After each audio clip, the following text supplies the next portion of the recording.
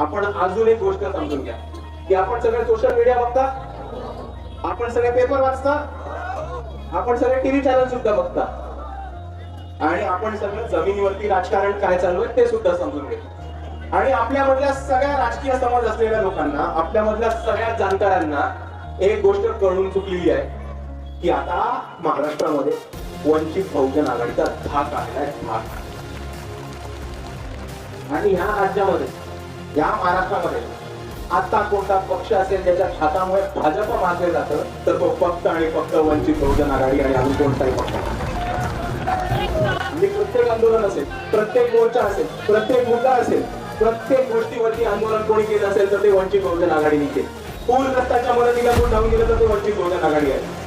अडाणीचा विरुद्ध कोणी मोर्चा केला तर ते वंचित बहुजन आघाडी.